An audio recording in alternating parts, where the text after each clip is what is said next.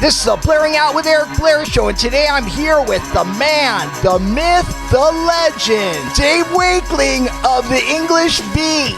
Dave, the Blairing Out show wants to congratulate you on the 4-star review your new English Beat album, Here We Go Love, received from the prestigious Mojo magazine. It will be coming out over the weekend. It's not even out online yet, but it says the album is great. And that's the word, I gotta say, that I've been wondering about ever since I decided I would make another album and I would call it the English Beat. I was like, can you make it so that it's great?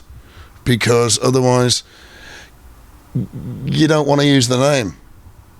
And it's been on my mind. So to get it from a magazine in England that's a little bit strict, and it says, it's great. I'm like, that's it. Fantastic. I had a little cry, danced around the room, happy dance. I'm all good. Congratulations, brother. Thank you, boss. That's awesome. Thank you, sir. What was your youth like growing up in Birmingham, England? I thought my youth was fantastic, so it's odd now to read about it in history and sociology books about how it was very trying times and unemployment and political strife. There was all of that, but I felt at the time that I grew up in a very supportive community.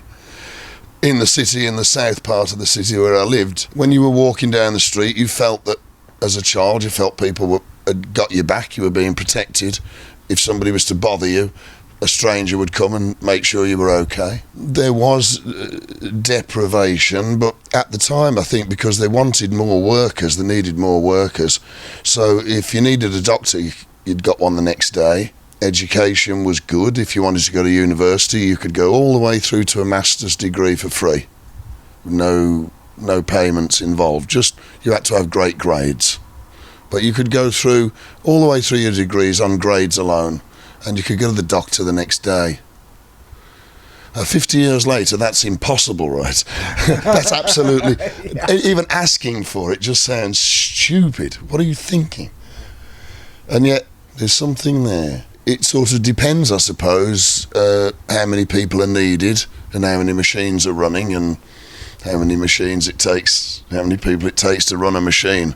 And that's changed since I was a kid.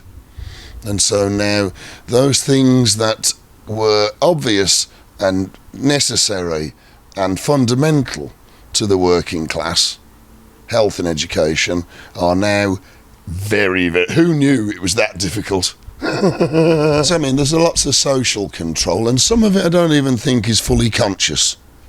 You know, without a doubt, mechanisation, automation has decimated the workforce. We need 1/10 as many people now as we used to run the machines. And so there's a general trend in that way. It makes common sense. It's like, look, this one's worth $1. This one's worth $1.50. Well, that looks good, the $1.50. What does that one do? So it all tends to head in that direction. But of course, there's human costs, isn't there? Mm-hmm. You know, you can have the stock market roaring and an equal number of people going to food banks for the first time. And they're connected. That's the same story. That's two ends of the same piece of string pulling like that. Were you a hero in high school? I was the jock, poet, comedian. You know, I was a jock, I was a swimmer to national level in England, which was not the same as it would be here, but it still meant a lot there. And I was a class clown as well, a quick wit. And so I went to a very posh school. It was one of the top 10 schools in the country, and now it's one of the top 3. Since I left, it did a lot better. But I was more known for my sport and my clever little sayings than my academic record in the end, I'm afraid. My very last math class, I remember an Irish teacher, the Yogh, J.O. Gallagher, with a beautiful black gown and wild hair, and he stormed in, and he's like, X, Wakeling, is X more or less than Y? And I'm like, yes, sir, more or less. Out, get out of my class now, get out. It still haunts me. That was my last math class, that was it. And I was 16, and that was it. Nobody's invited me back since. Was there a lot of authority oppressing the kids? Yeah, there was oppression, but it was from the British ruling class. We were being groomed to be the middle management of the British Empire. They hadn't told anybody the British Empire had been dismantled. I think they were just training us through just in case anything changed. It didn't. So people were going to go to the Foreign Office or MI5, Secret Service and stuff like that. Some kid who sat in front of me, that's where he went. About a third each year went to Oxford, a third each year went to Cambridge, and another third went straight into the Armed Forces officer school sort of thing. And I'm sitting there with hair to hair and a load of swimming medals and some poems. Not army material. My 16th birthday, I wanted a tape player, a reel-to-reel tape player, which I still haven't worked out how to use. You know, you had to like reel it through there, back under that, okay? I think that's it. Never worked. Anyway, I wanted it. And my dad gave me the present and I was like, oh yeah, that's it. I got it. Yeah. I got it. Put it down and I ripped it open, and diagonally across the top was the application to Officer Training Corps for the RAF. My dad was Air Force. I was like, oh. He said, it's all right, I've already filled it in, son. You've only got to sign it. How'd you get out of that one? I said, it looked at Dad. I said, I could do the man versus man, warriors in the sky. I could do that.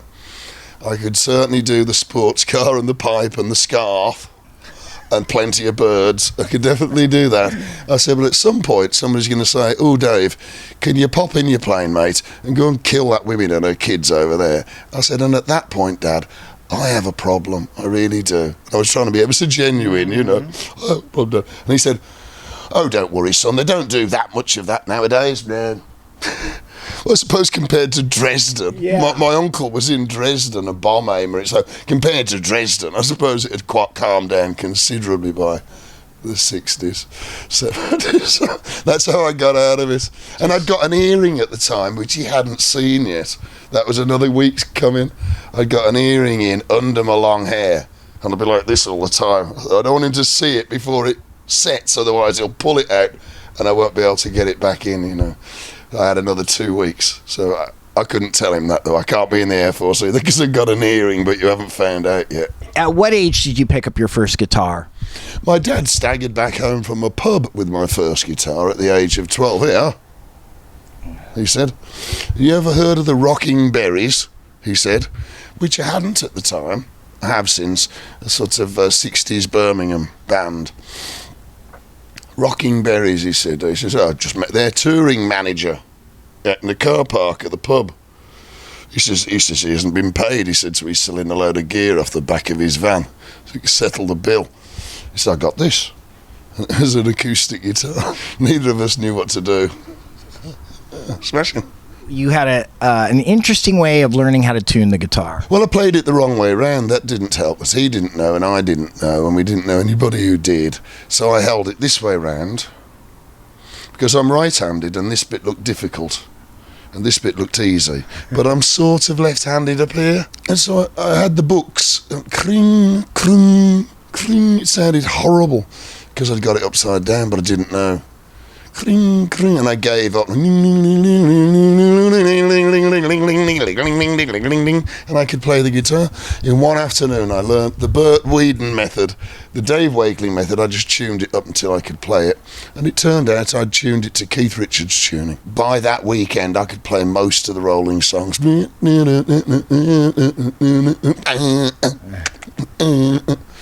Still haven't got a job opening for the Rolling Stones. Specials just did. You notice that Specials are opening for the Rolling Stones in Coventry, wow, my hometown. Isn't there one gig in America I could open for the Rolling Stones? Do it for free. As I was only saying to Mick Jagger last week, this name-dropping thing can get really tiring. What was your motivation in pursuing a career in music? Getting out of Birmingham in the Air Force, by the sounds of it. So I wanted to be Brian Jones in the Rolling Stones. I wanted to be his influence in the Rolling Stones. The smug blonde one with a bob cut, doing very, very clever things that nobody's thought of yet.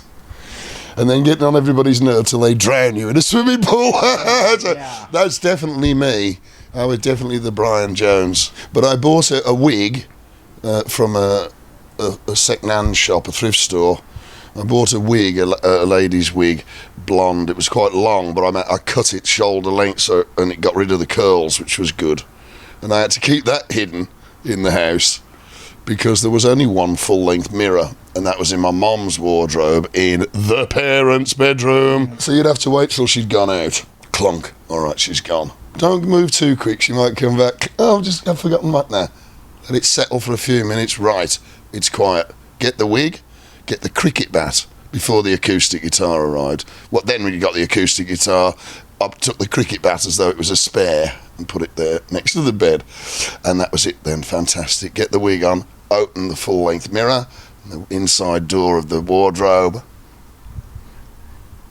I don't know what I was playing. It didn't matter. That's awesome. Brian Jones. Sound of the front door. No.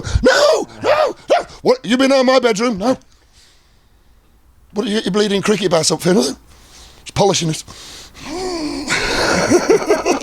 See, the secret life of a Brian Jones. You know, I should write a book about this. It's not easy being a budding songwriter and not knowing how to explain it to your parents.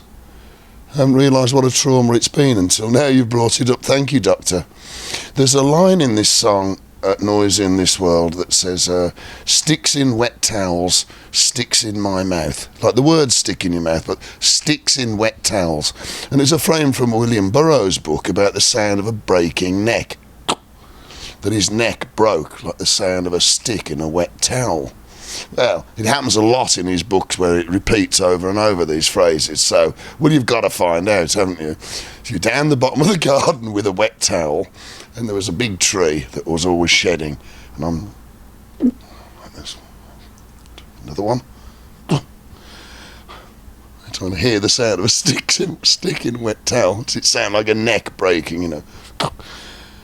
All of a sudden, what do you think you're doing with my towels? Oh, hello, Mum. What are you doing with those bloody sticks?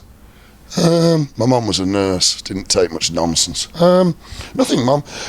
Answer me, what are you doing with those bloody sticks? It was in a book, Mum, it said it sounds like a broken neck.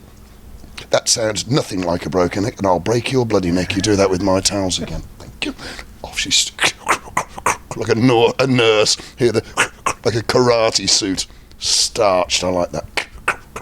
So at a young age, you were reading William Burroughs? Yes, a teenager. I got the early teens. I got these... there was a second-hand stall in Birmingham, the Rag Market it was called, and loads and loads of paperback books, and they would put them up, and it probably maybe got 5 or 10 cents each.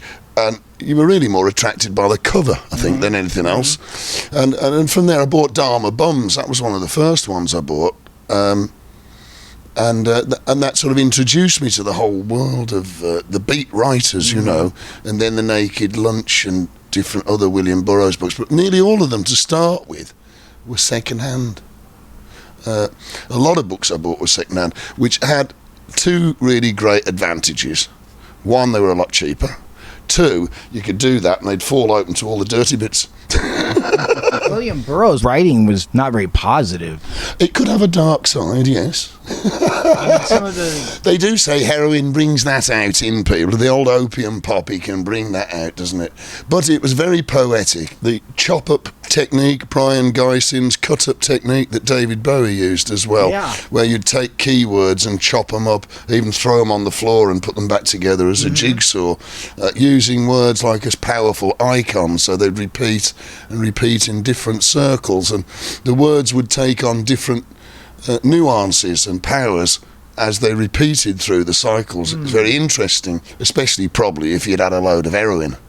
Particularly interesting. Is that a pattern that you used in writing the English beat songs? Yes, words should have a good hypnotic rounding effect, so that the effect of the sound of the words helps to support the feeling or the thought you're trying to bring up in the meaning of the words, but the sound of the words and the delivery can assist in that, so that it can sound like a horse clip clopping. So what it is, onomatopoeia, I suppose. That was a great use of language. Kid Creole and the Coconuts, and one of their songs, I think on the first album, and the backing singers sing onomatopoeia, onomatopoeia. Like, wow. Now that's an English teacher at control there, isn't it? Yeah. So he was an English teacher like Sting, wasn't he? I never owned one of their records. I've only seen their music videos. That's what everybody says now. Yeah. Oh, yeah. I would not be ashamed. Or Barry Manilow. No. Nobody's ever been found in England that owned a Barry Manilow record, and yet there were 4 million of them most times he brought one out. And Arista Records, for many years, everything else was paid for by Mary Wheelbarrow. But they used to do competitions to try and find anybody who'd ever admitted to buying one. Still, nobody's ever said they have. Arista was the first label that distributed the beat, wasn't it? That's right, yeah. We were paid for by Mary Wheelbarrow. When the beat arrived on the British music scene in 79, it was a time of social, political, and musical upheaval. Yes. Were the beat on a mission to save the world? No, we thought we were going to have a laugh and a dance before the world went up in flames somewhere in the mid or early 80s. But we did think there was also a chance that if we got everybody dancing and listening to our songs, we might help the world to continue on for a little while, and we seem to have done that. Now, I thought we were getting in trouble again, and I brought out this new record on purpose, because it does look like it's getting, the wheels are coming off the rails a bit again. It does seem that lots of what we were worried about in the late 70s is what we're worried about now. It's almost as if that was the start of the story, and we didn't really deal with it. We just kept blaming each other. It got more and more extreme, and guess what? It's the same story now. We're worried we're going to have a nuclear war with Russia. How did that one come back? They're back. Yeah. Oh, great. We're worried about unemployment. We're worried that immigrants are not only taking all our jobs, but they're swamping us and not doing any work and draining all of our system of benefits at the same time. And they're doing it just as they were doing it in the late 70s. But it's none of that, really. It's the world has changed, and you can have anything you want. We can make America great again, but we can't make America the 20th century again. That's one of the few things not even America, in all its exceptionalism, can achieve. We can pretend it's the 20th century for a minute, but we're going to get our fingers burnt if we carry on much longer. It's not. It's the 21st century. Women are equal to men. Brown-skinned people are equal to pink-skinned people. It's the 21st century, and we have to start from that and see how we can figure the rest of it out. Otherwise, it's a waste of time, and just like we felt at the end of the 70s, we're going to go up in flames. Somebody's going to get upset and press the wrong button at the wrong time, and loads of innocent people are going to get hurt in a minute. We ought to perhaps do what we can to avoid that, or at least bear it in mind, not be too cavalier. We've been very lucky to grow up in a generation where there hasn't been a lot of warfare. It's been a matter of choice. So let's not act too cocksure, otherwise we turn it into a reality that we're going to have to pass on to our children. I think we did think, our generation, the rock and roll generation, whether it was the hippies or the punks, and I got to see a bit of both, I think we believed that the purity of our vision, we were going to leave this world a better place than our parents, and it doesn't appear that we have. And that's, I think, a surprise and a shock and a disappointment. But it's not over yet. It's not over. We have to stop coasting, start thinking about our children and our grandchildren, and get serious about this so we can leave them somewhere safe and proud to live in. Walk us through the formation of the English beat. Me and Andy Cox went to school together, started to play guitars together, got a flat together, moved to the Isle of Wight to make solar panels for his slightly eccentric American brother-in-law and his sister. We built some solar panels and played guitars in the evening, and people walked by and said, "That's a good one." The next night they go, well, I like that song, what's that called? So we went and tried to join a group that turned out was a Thin Lizzy cover band. They didn't say that in the advert, they just said guitarists needed, so we went. And I ended up having to sing Thin Lizzy songs, and we tried putting some of our songs in, and the girlfriend was the manager of the Phil Lynott part of the band, and we played Best Friend, which is still Richard Blade's favourite song of ours to this day. And we played that one, and she said, well, that's not going to work, is it? We were like, oh, probably not. Whiskey in the jar it is then. And so we left that, and we put an advert in a local newspaper saying Shake Some Action, which was a Flaming Groovies song. And we thought that if anybody in the Isle of Wight knew who the Flaming Groovies were, they were probably all right. And it turned out one person did alone, David Steele, who showed up looking a bit like Joe Strummer with a bright green jumper. And he'd been in a punk band with 2 bass players and a drummer, a trio. And he was the bass player that played up at the top end, and the other bass player played the low bit. So he'd start playing the bass, and as he got more and more excited, it just went all the way up. And so, and you go, what do you think of that? It's great, but now you need a bass line. No bass line, isn't it? A melody bass he played. It started to sound good, but we were on the Isle of Wight, and David Steele said we should move back to Birmingham because you could do gigs there. And 8 gigs, 1 gig was worth 1,000 practices. Very punk. So we went to Birmingham. David got a job as a trainee mental nurse. He wasn't mental, but he probably was anyway. He asked a Jamaican nurse in the hospital, did she know any reggae drummers? And she said, there's this guy that keeps coming around my house trying to fix my car, but I think he's after fixing a bit more than that. If you could get him off my back, that'd be a real favour. And so Everett showed up on Tuesday night, and that was the drummer. We started doing gigs quickly. We got 6 songs, 7 songs, and David said, 1 gig's worth 1,000 practices. So we started doing gigs, and Ranking Roger kept jumping on stage and grabbing the one microphone we had, which we'd stolen from Generation X at a show at Barbarella's, where they came on stage and went, oh, nice to be back in the provinces. That sounds like yeah, thanks, Bill. So we had his microphone, there was only the one, and Roger would come on and start singing, and I'd have to wait till he put it back to carry on. And so then he was in the band, and then we got asked, would we like to do a single on 2-tone records? We chose Tears of a Clown because it was coming up to Christmas and party time, and we asked this old Jamaican guy in the pub we used to go and watch him play saxophone, lots of jazz musicians, Jamaican jazz musicians, would you come and play a gig with us and play saxophone on our single? And he said, hi, you are the boys me have been waiting for my whole life. Like, what? Yes, you want to be a big hit, this band, lots of hit records. Really? Yes, buy me a drink. And that was it, and he was right. And so that was it. That was the group.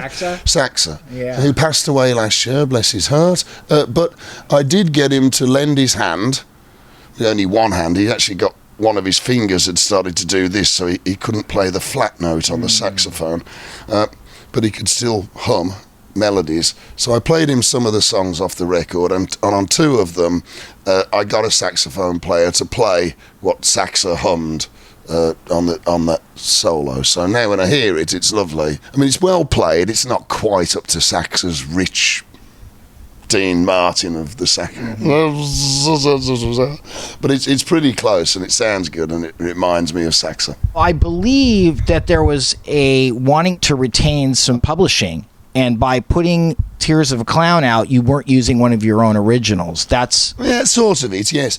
What it amounted to was whichever song we gave them, they had to keep all of the rights for 5 years. So whichever song we gave them, we couldn't have on our album. We said, well, that's stupid.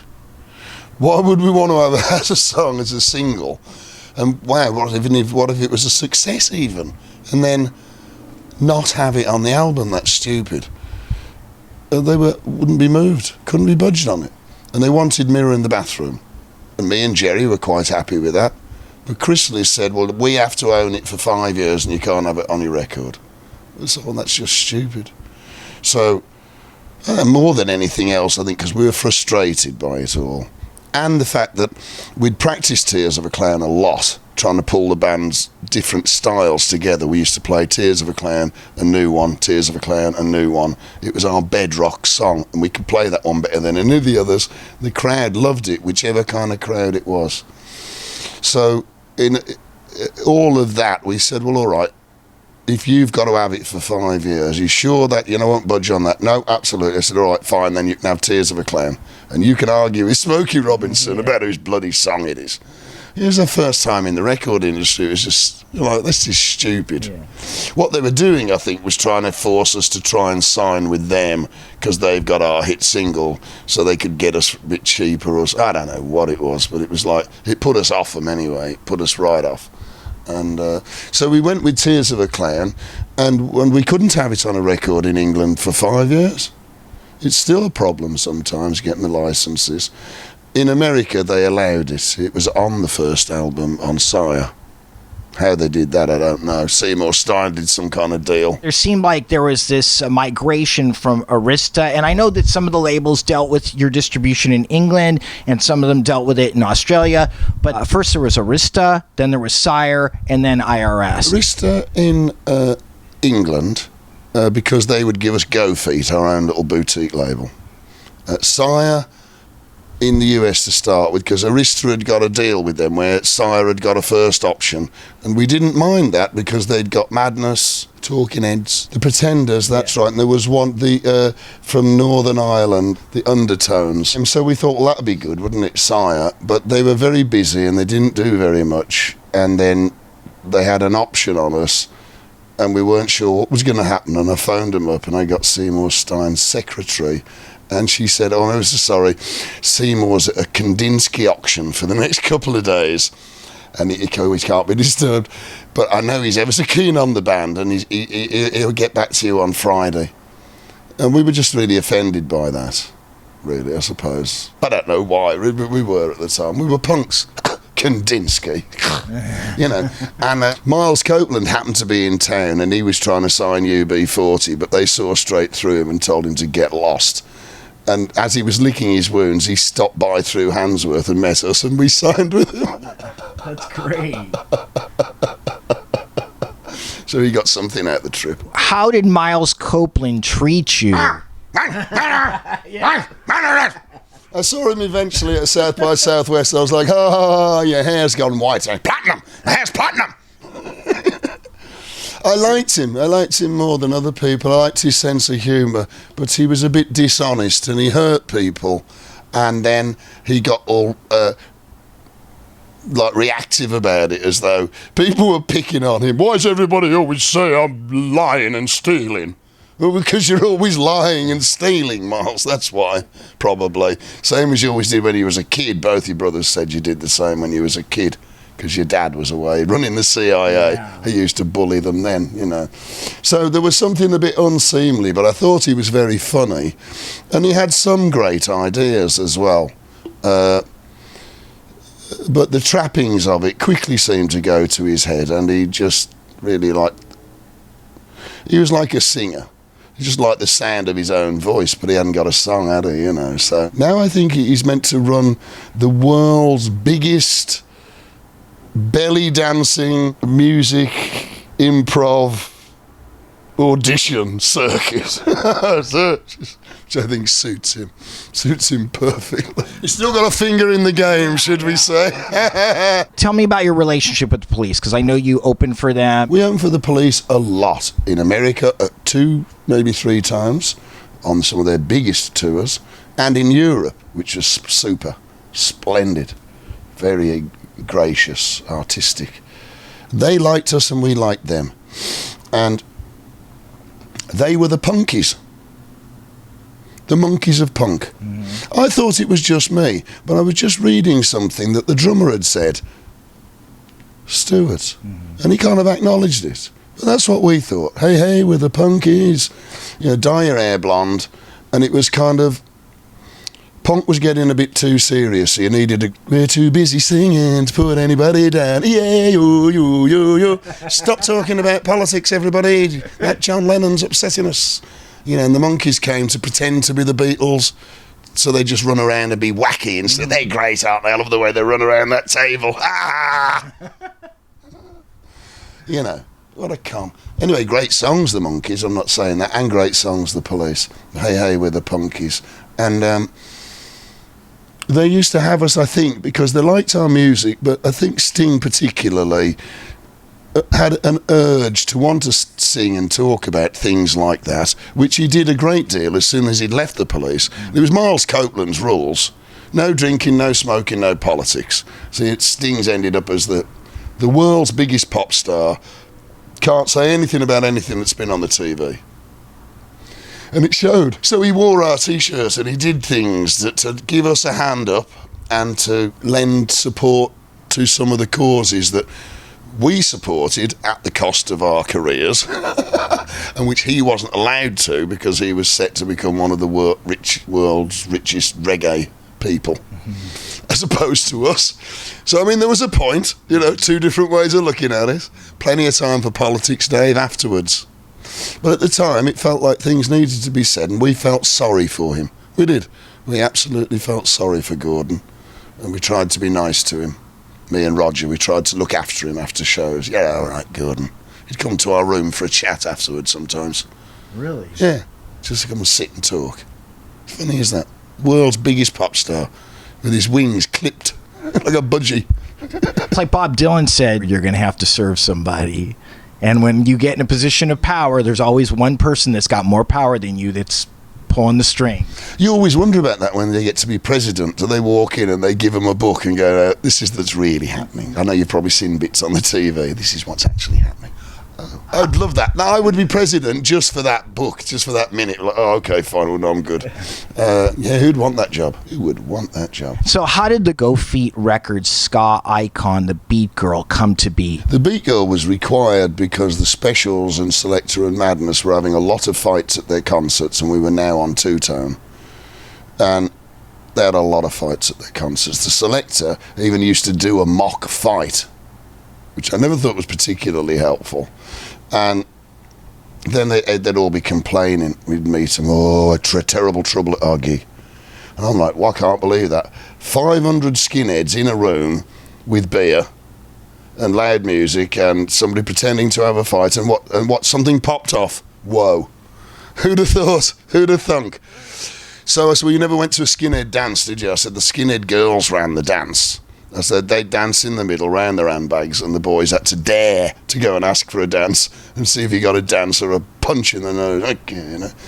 Live in fear of skinhead girls with a white lipstick and white tights and that haircut. Excuse me. Oh, excuse me. I said, but the boys used to behave then. I said, and the skinheads wouldn't wear their battle dress. They'd wear their crombies and their shark skins, their loafers. Bit of extra brute, the axe of today. Pheromone juice. Hello. Hello. Dries out your acne as well. Fantastic. But they would behave better when there were skinhead girls there, so the Beat should have a skin bird. The Beat needs to have a girl, a woman as the logo, and then the two-tone man will behave at concerts. So we had a Beat Girl. Women started dressing like that, coming to the shows. The blokes all started dressing up, extra bit of brute, and we ended up, our shows were a love fest compared to the other two-tone shows that continued to be bloodbaths until they actually kind of stopped in England. They had to pack them in the end. It was the ritual of the fight had taken over. The fight would start before the show. Not us, though. Lovers rock. Tell me the story about David Bowie coming in your dressing room in Saxa. Milton Keynes' Serious Moonlight Tour, and David Bowie head pops in our dressing room and says thank you, and the best opening band he's ever had.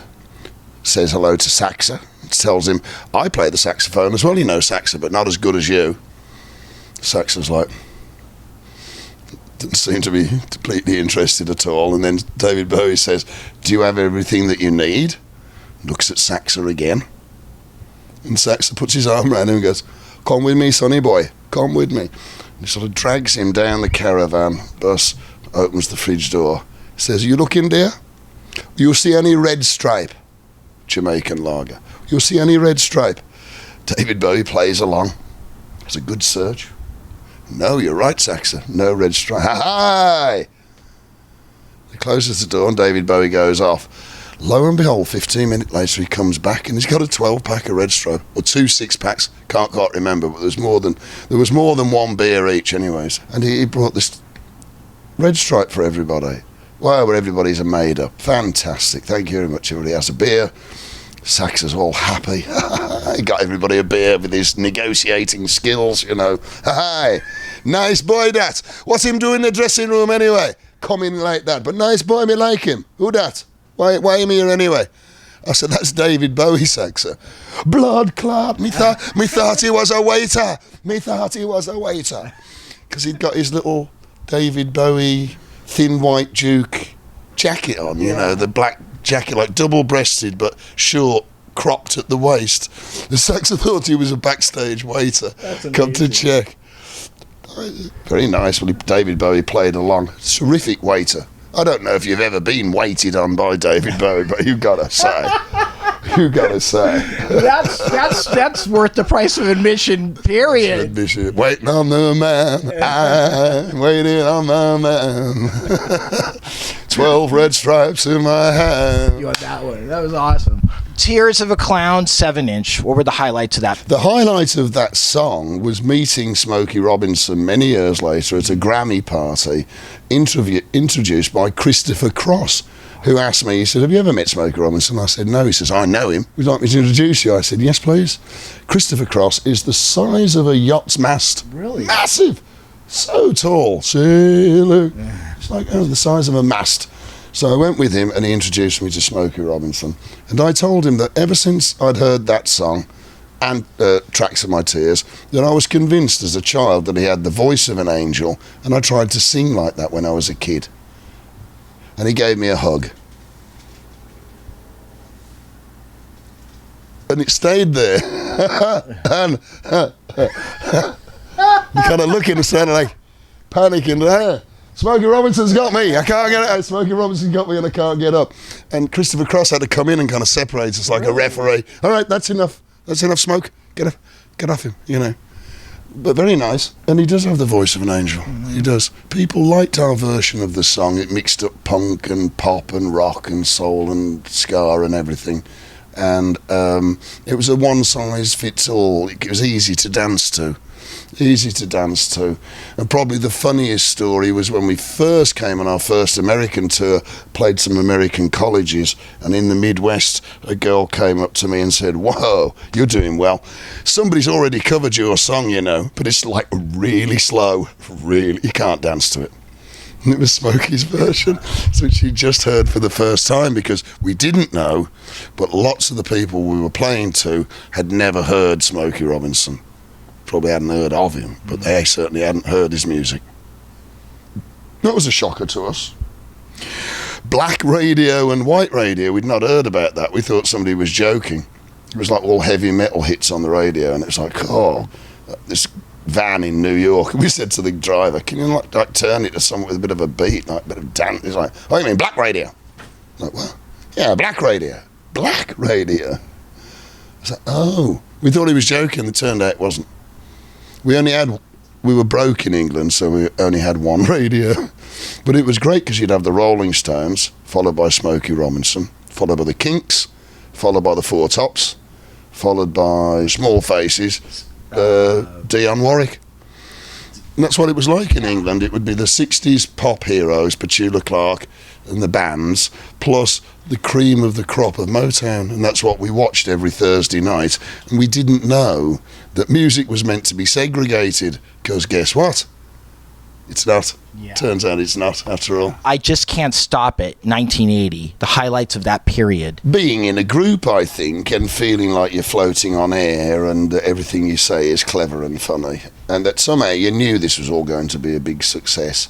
But in fact, you didn't at all, and you were living in kind of denial, just with a rictus on, hoping that so long as you looked like you knew what you was doing, people would think that perhaps you did, but you didn't. However, there was great fun. It did seem we got to do Stand Down Margaret on national television, and we had jackets on right till the very end, and the announcer, very worried right before, and it's live, and he comes up right before, and he says, a few of the fellas up in the control room, Dave, they're saying that you bloody Stand Down Margaret is about Prime Minister, like about Margaret Thatcher. It's not, is it? It's not, is it? I said, of course it's not. Of course it's bloody nonsense is that. Saxo was standing there, and I said, Saxo, I said, Stand Down Margaret. I said, it's an old name of a dance, isn't it, from Jamaica? Isn't it, Saxo? Yes, he said, that's right. And starts dancing backwards like a merengue. Stand down, Margaret, stand down, please, stand down. I was like, I told you, Keith, it's an old traditional dance, mate. I knew it, he said, I'll go and tell them, bloody nutters, I'll tell them. He goes upstairs, and action! We take our jackets off, and we all got pictures of Margaret Thatcher as a robot on one wheel with a big nuclear explosion in the background, and there's nothing anybody can do for the next 3 minutes. Like, wave goodbye to our careers. Yeah. And the song did very well then for the next week, and then all of a sudden, you couldn't hear it on the radio at all. It wasn't banned. No, it wasn't banned. It was like somebody just put a pillow over its face in its cot in the middle of the night, and they're like, well, there doesn't seem to be the demand for it now somehow.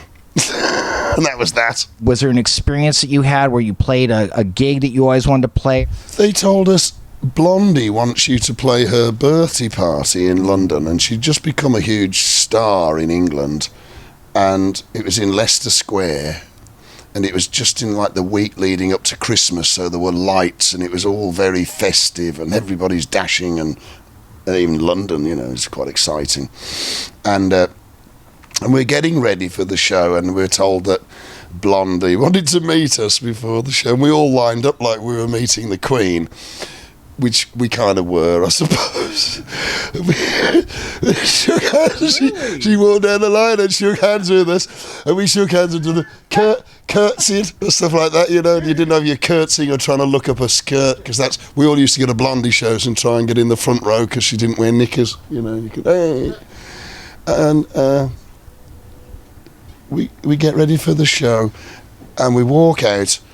It's a small club, but it's pretty packed, and about 100, 150 people, and there's two of the Sex Pistols, there's Billy Idol, Susie Sue, and Blondie, and that's the front row of the club. We're like,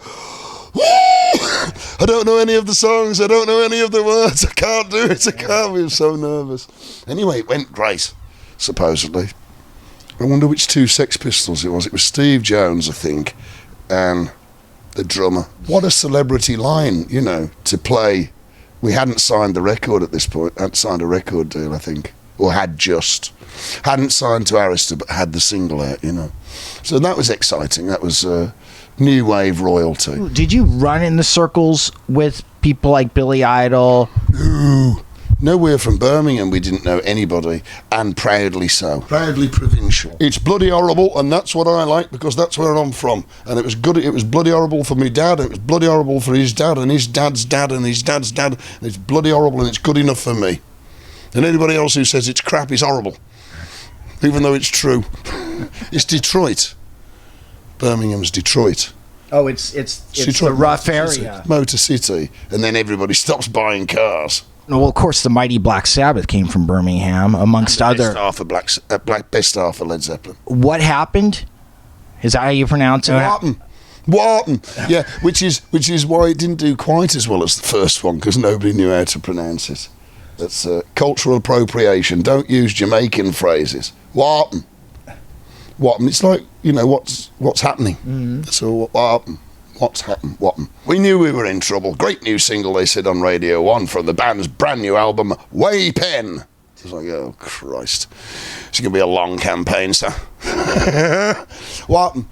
It was, and the cover is like this kaleidoscope colours and a in the background, it's a big tidal wave. It's a tsunami of fame. Wha'ppen? A tsunami of fame that's changed everything. Everything in your life's different, you know? You can't walk to the shops without people pointing at you or giggling or trying to ask you for something or have sex with you or something. You can't. Everything's different. Some people have to stop doing everything, can't go on a bus anymore, you know. You become isolated from society if you're not careful. So quite tricky times, really. Some of the lads, I wasn't aware of this, but you know, it brought to my attention many years later, because I thought some of them were acting a bit funny, but there might have been some drugs involved, some drugs and drink, I think. Not all of them, but one or two of them, I think.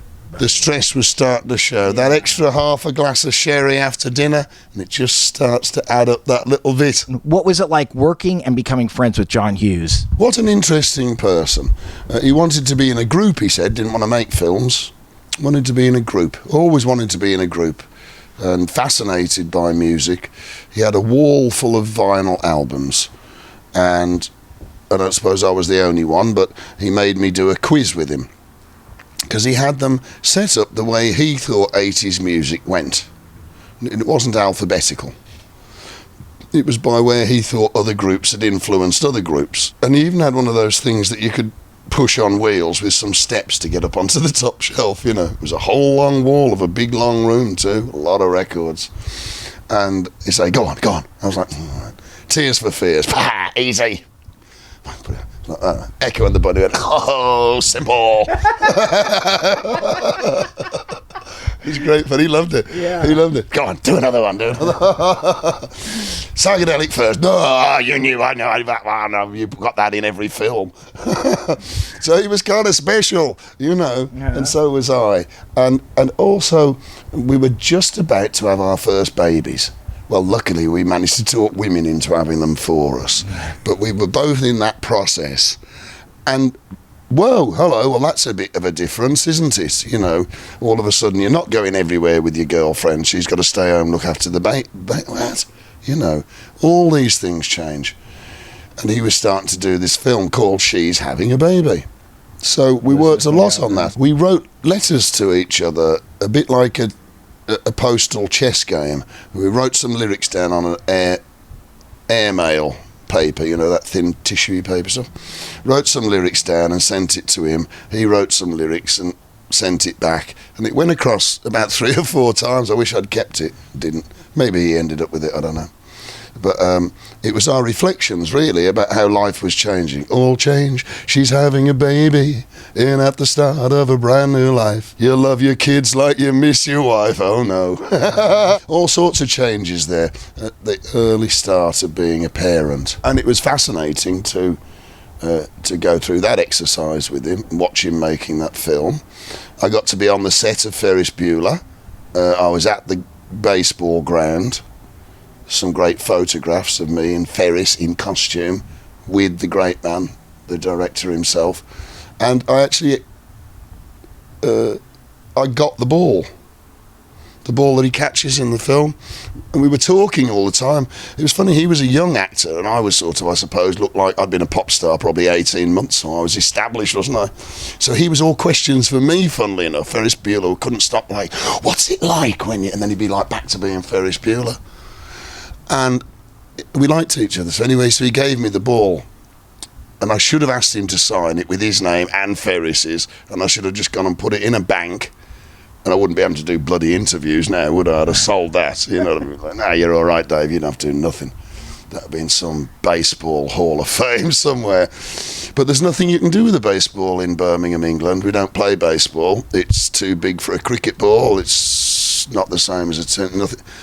So I gave it the kids, and the kids played with it, and they rolled it for the dog, and off it went with the dog, and that was that. Essentially, that's supposed to be a reflection of John Hughes' personality in the character of Ferris Bueller. Did you see any of that? Yes, I would have thought so. Watching him make that film, it did look a little bit as though it was an idealised him. It was the idealised him that got away with those sort of jokes. Whereas you got the feeling John made those sort of jokes and then got caught. Oh, you know, he was a bit more nerdy than Ferris.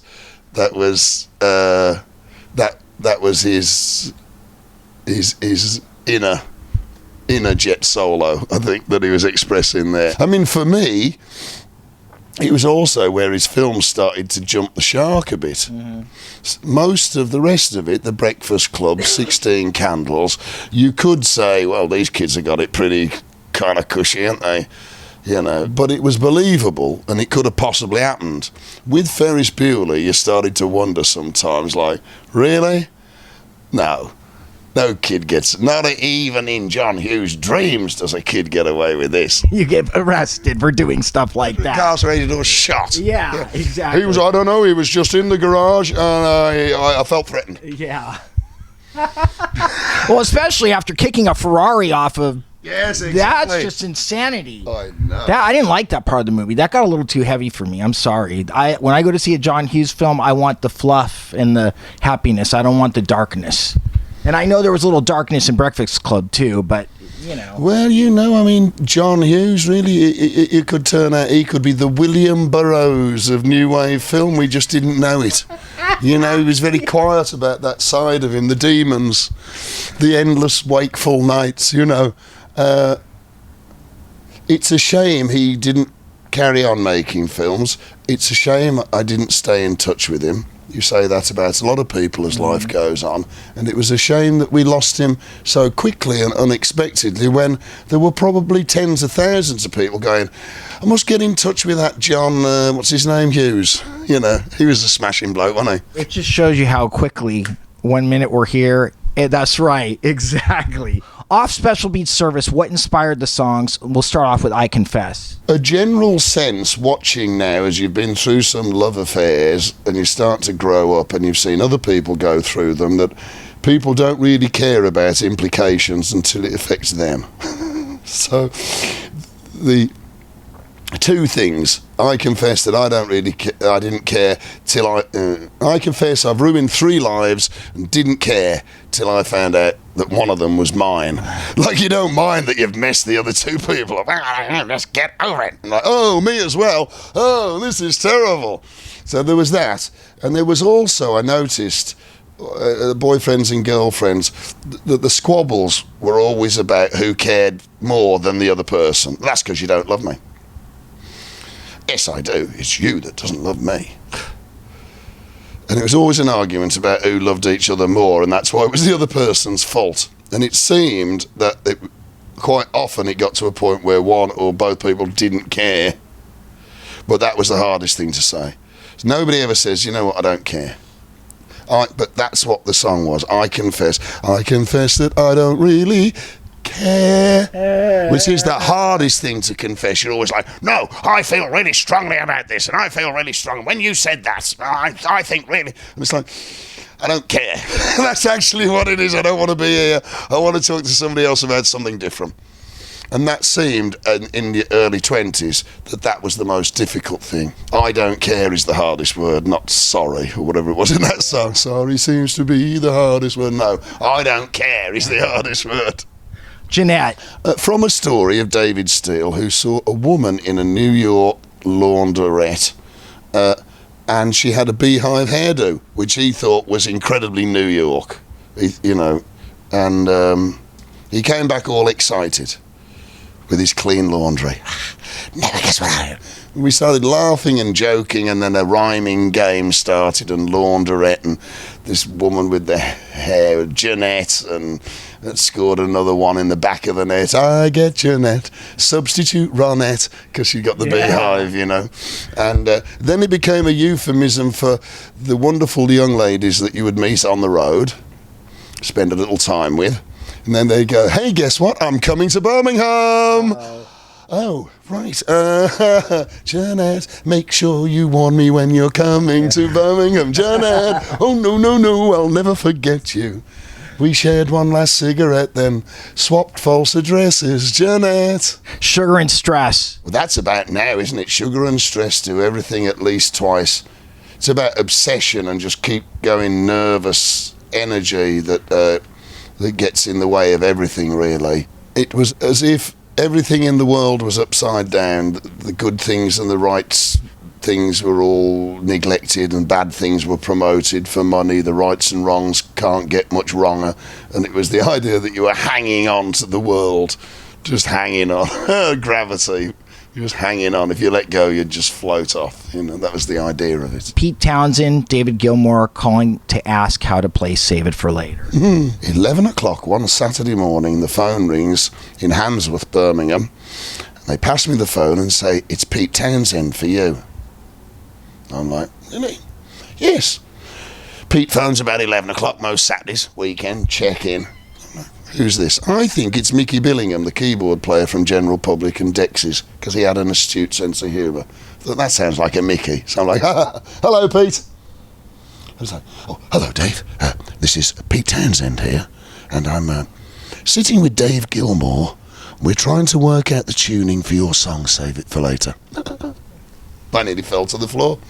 Sir Peter, you're like nodding with your phone, you know.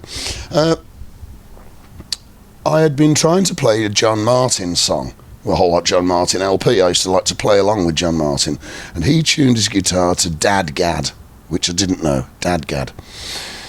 And I'd tuned it up, trying to play along with it, and I tuned it to Dad Ard. The G string I'd also tuned up to an A, so I'd got D-A-D, A-A-D, Dad Ard. Close enough for playing along with John Martin, but it wasn't the right tuning. That's what they thought it was, Dad Gad, but when they tried to play Save It for Later, it didn't quite work. One string's two of a whole note higher. And that's where they'd got stuck. So I had to tell them, "Well, it's my own tuning, actually, Pete. It's Dad Gad plus, mate. You know, we're not just..." So I told him I'd made a mistake, and he, "Don't tune your G string up to an A." But it turns out that tuning is very similar to a bagpipes chanter. The little fluty bit, that's very similar, those notes. Who knew? So if you play it without the whole bagpipe bit, quite similar to Save It for Later tuning.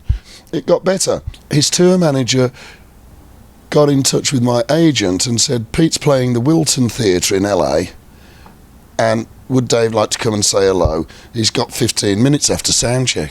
So I did. I went and had an audience with Sir Peter, who'd got his neck in a brace at the time. He'd hurt his neck. And fabulous and totally enigmatic. And he says, "You know what, Dave?" He says, "Songwriters," he says, "they're the luckiest people in the world. It just doesn't always seem that way." I'm still thinking about what he meant there. Enigmatic, see. That's the Townsend I like. Enigmatic. Yeah. Still thinking about that. What does that do to your day after you get off the phone? How do you feel about yourself? I hope I get to tell that story for the next 35 years. How did the supergroup General Public come together, and what did you love about that time? Well, it was funny. We were all local lads, and nobody was in a group all of a sudden. Specials had split up. Horace was without a gig. Me and Roger had left the beat, and Mickey had just left Dexys Midnight Runners. Stoker had been the drummer in the Dexys Midnight Runners before, and so although it was like an international supergroup, it was also like 5 unemployed people that lived about 2 miles away from each other, and had always fancied being in a group with each other, but at the time you weren't allowed to. There were certain rules. It was new wave, but there were certain rules. Like if you were in Dexys Midnight Runners, you couldn't be anybody else. You couldn't play with anybody else. If you got caught hanging around with anybody else, you get a kicking. And because you couldn't really be 100% in Dexys Midnight Runners and do anything else. Else you weren't doing 100%, were you? You know. So that was a bit of a thrill. And we got to hear all the stories from behind the scenes in Dexys Midnight Runners, which was good. And then we needed a lead guitarist, and out of the blue, Mick Jones, who we'd loved, he'd been my best friend in the Clash, really, I think. Well, him and Topper, I suppose, but I spent more time, I think Mick was awake more than Topper, so I spent more time having conversation. Yeah. I had some great conversations with Topper, but you had to catch him when he was awake. for the conversations. But me and Mick used to get on nicely, and then he said, "Oh, I'm starting this group, Big Audio Dynamite," and he says, "I've got loads of lyrics." He says, "But I've only got 3 melodies, the same 3 melodies I've used in the Clash." He says, "And I keep trying different things, and it keeps coming out the same 3 melodies." He said, "Would you la la la what melodies you hear on my songs?" He says, "And I'll try see if I can do some other melodies from the 3 I've got." And I said, "Yes, if the best guitarist in the world would play on our new record." And he said, "Okay. Only the songs I like, though." I'm like, "All right, yes, fine. I don't want to play on... No, you don't have to play on songs you don't like. Just ones you like." 6 out of 10. Probably could have got another one, but 6, I thought that was pretty good. He played on Tenderness. Fantastic.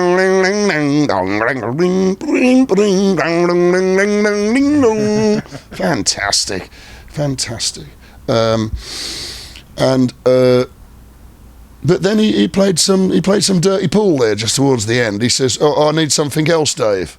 I'm like, "What?" He says, "Well, I'm going to do live shows, aren't I?" I'm like, "Yes."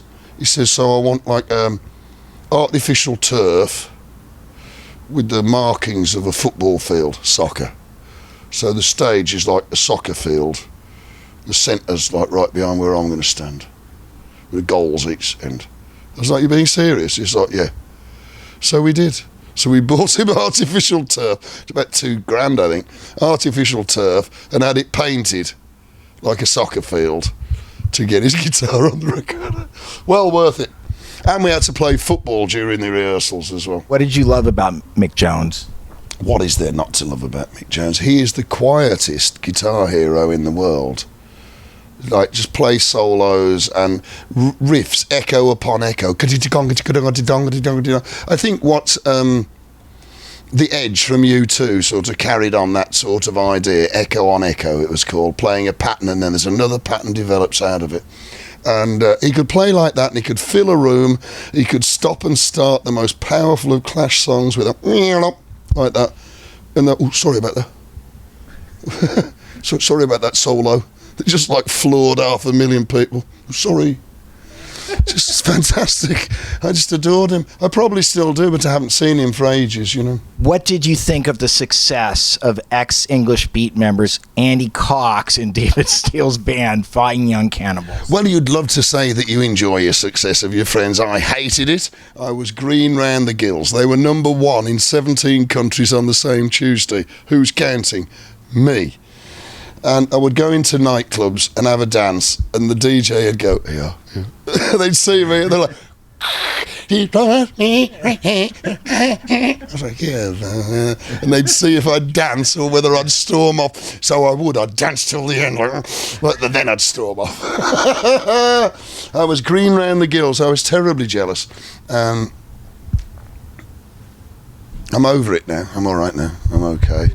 A lesson learned. What led to the English Beats return in 2003? Well, I'd been messing about with some other band names and some songs and playing around. I'd called myself the Free Radicals when I was working for Greenpeace in the 90s. And I thought the Free Radicals was a good sort of environmental name. And I used to play at only Greenpeace events. And then we had a bit of a go with general public, and then I started my own 4-piece, which I called Bang. Just like the name Beat, I was amazed nobody had called a group Bang. They hadn't, so I called a group called Bang. Started doing shows, and you'd get to the concert and it would say, tonight, the English Beat, general public, Bang, and Dave Wakeling. And it'd be sold out in a big line round the block, and you'd say, well, it says in the contract you can't say the English Beat, you've got to say the Bang. It's like, yeah, okay, fine, thanks. I even had it in the contract, I'm allowed to cancel if you say it's the English Beat. And you get there and it's sold out, and what are you going to do? You're not going to cancel, are you? So I was like, sorry, it turns out if you're going to have English Beat songs in the set and you were the singer in the English Beat and you named the group the Beat and the English Beat, people may think of you as the English Beat, so get over it. So it slowly morphed into the English beat as I stopped complaining. It's like, fine.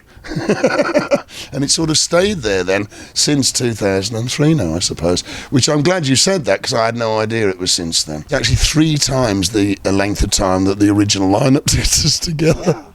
That music took me away. That's the most valuable thing. Money's great, fast cars, traffic, fast women, even better.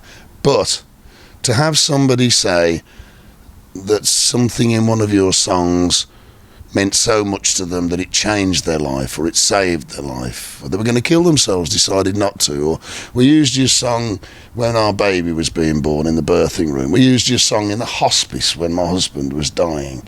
I put your CD on as I was going under anaesthetic for a surgery that only had a 15% chance of me coming through, because I wanted it to be the last thing that I heard if I wasn't going to survive. For everything else, there's Visa, but you can't buy that. You can't buy that, and because of that, it's ultimately precious. It means that you spun a thread in your tapestry, and somebody borrowed it, and they put it into their tapestry too. And I think really as a troubadour, if as a songwriter, if your idea is you want to try and connect hearts across this terrible lonely divide, then those are the moments that you think, yeah, I did it, and I can be satisfied that I was of service as a troubadour. Did you think you had something to prove when recording your new English beat record, Here We Go, Love? Yeah, there was a lot to prove. What would it sound like? Would it sound like the beat? What would the beat sound like now? What would the beat sound like if you took General Public and Fine Young Cannibals into account, which you probably would have to? What would the beat sound like now if the same 6 people had carried on making the same record for 30 years? What would it sound like now? All those questions. Then we decided, let the song lead the way. Let the song decide how it should sound, because that's actually what we did in the beat. The first record sounds punky poppy. The second record sounds, whoa, what was that, world beat? The third record sounds more sort of focused, blue ribboned, transatlantic pop. And so each of the songs, we just allowed it to lead its own way, what instruments it suggested and stuff. And then when we got about 2/3 of the way through, I started playing them to people outside of the group. Few people that I respect a lot, and they would tell me the truth, even if it was painful. Played it. What does it sound like? Well, it sounds like the beat, doesn't it? I was like, oh. Well, yeah, no, that's what I was there. That's what I was going for. Sort of beaty sort of sound. 13 songs. We thought there would be 12 on the record, but all 13 came out great. A baker's dozen. You often do one more song because you think one's going to mess up. It didn't. We had time in between tours to listen and change things slightly. We didn't have to do anything drastic. We could come in, we knew exactly what needed to be done on the song in terms of the next bits that were going to be added, the next layers, and also which bits were now extraneous, and we could take stuff out. So the songs remained fresh and tidy, even though they stayed on the mixing board over a year, some of them. Or, you know, in the process of being recorded, but we'd just go back. Nothing ever got overworked. It was a pleasure. I was very lucky we got to use at NRG Studios the most fantastic collection of 50s and 60s instruments and amplifiers, like the best in the world, in the best condition. 1959 Telecaster, I play most of it. I brought my guitar in, I was like, yeah. So think of that then. It's a 79. And they're like, yeah, that's quite good, yeah. Would you like a listen to ours? I'm like, well, I've used this on a lot of records, you know. Yeah, okay. Well, we'll just bring it in, have a listen. I was like, cling. Wow. That's what a $30,000 guitar sounds like then. Okay. Well, all right, I'll try yours for this one, I said. I couldn't let go of it. That's awesome. I'm using this one. It was even upside down. I had to put tape on the things because my elbow kept changing it. Fantastic. And an amplifier from the 50s, or 60s maybe, a Watkins Dominator with a pointy nose at the front, pale blue and white. Like a 50s sports car, and the sound like Dominator. What a great, just the name for it, you know, Watkins Dominator. Yeah. So we got to use all of that stuff, and the room itself is a room that people like Evanescence and Linkin Park had recorded and sold millions of albums out of. So there's a lot of history in the rooms as well. Lemmy was there making his album, and I got to spend a little while in the studio with him. We got to hear stories about Yoko Ono on Sunset Boulevard. Wow. You don't want to know, you don't want to know. Most wonderful studio, most wonderful album, and then you finish the album and then you think, oh my God, what have I done? What if everybody hates it? What if they say, why has this old man dragged the reputation of this once fine group through the gutter? What's the matter with him? Couldn't his family or friends stop him? You know, and you think like, oh God, I should never have done this. Should never have done this. And then the first review comes out today and it's great. It turns out it's great. It's the perfect synthesis of pop and politics. It shows the 13 songs show the history and exuberance and excitement of the whole history of the beat. And I'm like, yeah, that's what I meant, I think. Well, I'll take it. Yes, yes, thank God. Thank God. It would have been horrible to have made a bad beat record. We're all very proud that the 3 that we did make, people still revere them as their favourite records. They love them. I've signed millions of them, and they've paid for everything I've ever written. So if you're going to make another one, it better be a good one. What inspired the one and only?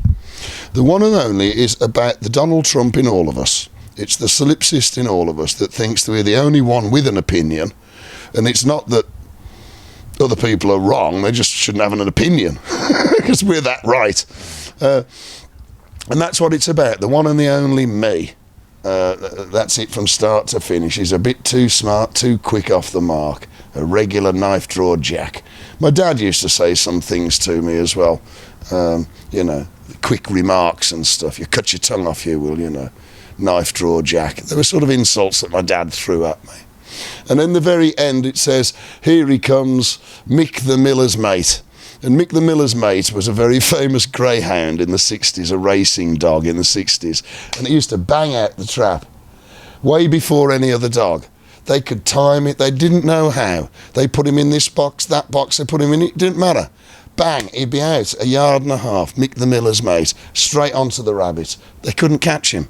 So it became synonymous in England for people who used to butt into conversations. But, hey, mind yourself, Mick the bleeding Miller's mate.